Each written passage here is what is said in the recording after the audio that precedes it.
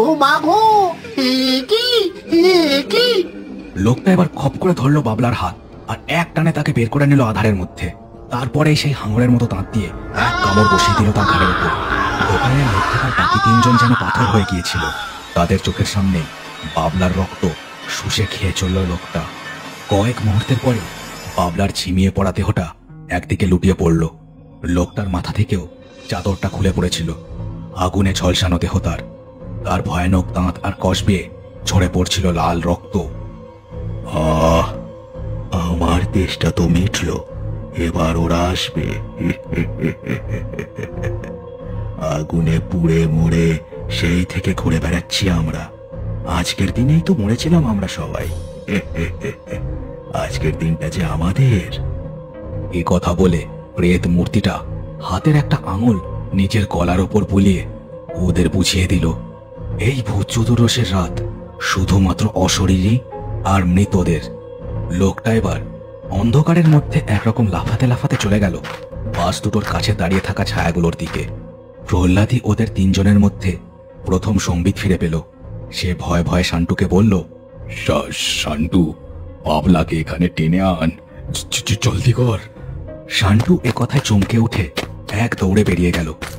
বাবলার পা ধরে কয়েক মুহূর্তের মধ্যে দোকানের আলোর ঘেরার মধ্যে এনে ঝপ করে মাটিতে বসে পড়ল সে। প্রহ্লাদ বাবলার গলার রগের ওপর হাত দিয়ে দেখে তারপর বলল, বেঁচে আছে, ব্যথার চোটে অজ্ঞান হয়ে গেছে। হে মা কালী, রক্ষে করো আমাদের। বাপি মিত্তিরও দোকানের ভেতর থেকে বেরিয়ে দাঁড়িয়েছিল ওদের কাছে। দূরে দাঁড়িয়ে থাকা ছায়াগুলো তখনও একভাবে ওদেরই দেখছিল। ও প্রহ্লাদা, কি হচ্ছে বলো তো? আমার যে ভয়ে হাত পা পেটের মধ্যে ঢুকে যাচ্ছে একেবারে। আর কি হবে, আজ যে ভূত চতুর্দশী। আজ তো মানুষের জীবিত জগৎ আর মৃতের অন্ধকার জগতের মাঝের রেখাটা মুছে যায়। আর সে কারণেই কেউ বাড়ির বাইরে বেরোয় না অন্ধকার হলে। কি কুক্ষণে যে আমি এখানে এসে বসলাম রে। হ্যাঁ, তা যা বলেছ। আমারও মা বলছিল আজ চম্পাহাটিতে বাজি কিনতে না যেতে। এই শালা বাজির নেশায় আজ আমার প্রাণ নেবে গো। ও বাবলা, ওঠ ভাই ওঠ, ও বাবলা। বাবলা একেবারে বেহুশ। বেঁচে আছে, তবে রক্ত বেরোনোয় আর ব্যথার জন্য যেন কোনো সার নেই তার দেহে। ও বাপি, এইখানে রাতটা কাটাবো কি করে রে? এই আলোয় যে ওরা ঢুকতে পারবে না সে তো বুঝতেই পারছি, কিন্তু আলোটাও তো ব্যাটারির। ওটার ব্যাটারি আর কতক্ষণ লাস্টিং করবে কে জানে। কতবার বলেছি ওই ডিপো অফিসের অমল বাবুকে, ঘুষখোরটা এই দোকানের কারেন্টটাও দিল না। আজ যে কি হবে কে জানে। বাপি মিত্তিরের কথায় প্রহ্লাদ আর শান্টু আলোর দিকে তাকালো। সেটা একটু যেন কমেও এসেছে। তার গায়ে বসে আছে ডানাওয়ালা পিঁপড়ে। হঠাৎ একটা মরার তুলি উড়ে এসে আছড়ে পড়ল দোকানের মধ্যে। চায়ের কেটলিটা ছিটকে গেল একদিকে। ওরা চমকে উঠে আঁধারের দিকে তাকালো। যে দৃশ্য দেখলো, গলায় যেন হৃৎপিণ্ড উঠে এলো ওদের। ছায়াগুলো সব কখন যেন চুপিসারে এসে দাঁড়িয়েছে দোকানের সামনে। আলোর বৃত্তটাকে ঘিরে দাঁড়িয়ে আছে সবাই। সবার হাতে মরার মাথা, হাড়ের টুকরো, পোড়া কাঠের টুকরো। সবার সামনে দাঁড়িয়ে আছে সেই লোকটা। দেখে ঝড়, আলোটা ভাঙতে পারলেই আজ ভোজের আয়োজন হবে এখানে। একেবারে টিপ করে ছোড়, বুঝলি? সর্বনাশ, এরা আলো ভেঙে আঁধারে এদের রক্ত শুষে খেতে চায়। একটা আধবুড়ো প্রেত একটা সাদা হাড় ছুঁড়ে দিল আলোর দিকে। হাড়টা এসে লাগলো ঠিক আলোটার আংটার ওপর। আর একটু হলেই ভেঙে পড়তো আলোটা। প্রেতগুলো আবার তাক করা শুরু করলো। আজ পুরো রাত আছে ওদের হাতে। এই তো প্রায় লেগে গিয়েছিল। ও, এনুবুলোর তাক আছে, আর একটু দেখে মারো। বাপি, প্রহ্লাদ আর শান্টু যেন চাঁতা কলে আটকে পড়া ইঁদুর। কি করবে বুঝেই উঠতে পারল না। সামনে মৃত্যুকে দেখেও কিছুই যেন করার নেই ওদের। আবার একটা মাথার খুলি এসে পড়ল দোকানের মধ্যে। ঝনঝন করে একটা কাচের বয়াম ভাঙল। বয়ামের ঘায়ে দেওয়ালে টানানো মা কালীর ছবি থেকে একটা ফুল এসে পড়ল শান্টু আর বাবলার আনা ঢাউস ব্যাগ দুটোর ওপর। প্রেত মূর্তিগুলো এতক্ষণ ছবিটা দেখেনি। এই ছবিটাকে দেখেই ভয়ে তারা দুপা পিছিয়ে গেল। ও, এই জন্যই তখন আমি দোকানে ঢুকতে পারিনি। তাই তো ভাবি ওই সামান্য জোনাকির মতো আলোয় যেতেও আমার গা কেন চলে যাচ্ছিল। এই আবার ছোঁড়। আবার একটা ঠ্যাঙা ভূত একটা হাড় ছুঁড়ে মারলো।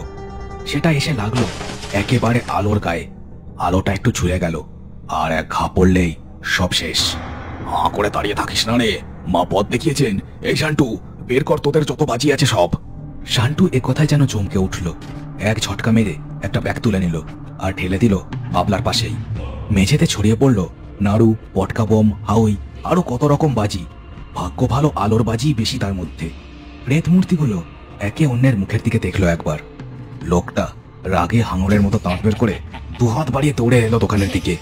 ততক্ষণে প্রহ্লাদ একটা মস্ত রকেট বাজির সলতেতে আগুন ধরিয়ে ফেলেছে। তারপরে সে সেটা ছাড়লো সামনের দিকে। রকেটটা সোজা গিয়ে লাগলো ঠিক প্রেত মূর্তিটার পেটের ওপর। বম করে ফাটলো সেটা, আর সঙ্গে সঙ্গে আগুনে ঝলসে উঠল প্রেতের দেহ। প্রবল আকাশ কাঁপানো চিৎকারে ভরে গেল চারিদিক। কয়েক মুহূর্তের মধ্যেই আগুনে পুড়ে বাতাসে মিলিয়ে গেল পালের গোদা প্রেতখানা। শান্টু আর বাপিও রকেটে আগুন লাগিয়ে প্রহ্লাদের মতো ছুটতে শুরু করেছিল অন্য ভূতগুলোর দিকে। বহু বছর আগে আগুনে পুড়ে মরেছিল এরা সব, সেই জন্যই আগুন আর আলোয় এদের চরম ভয়।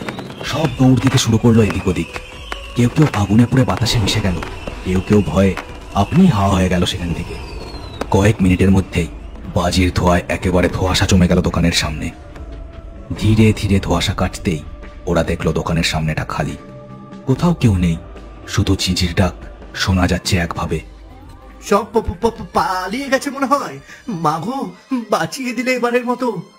প্রহ্লাদও দু হাত মাথার উপর তুলে একটা প্রণাম করলো। তারপর বাপি মিত্তিরের দিকে ঘুরে বলল, ও বাপি, আজ রাতটা দোকানের সামনে একটা আগুন জেলে রাখি চল।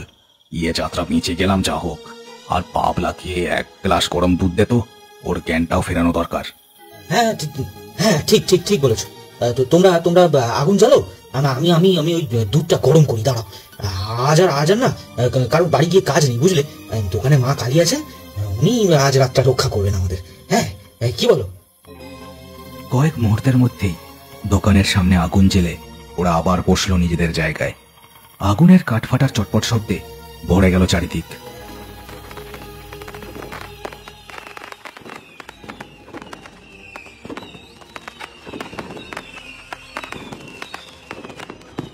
দূরে ছায়া ছায়া কারা যেন সব দীর্ঘশ্বাস ফেলে বাতাসের মধ্যে মিশে গেল আবার।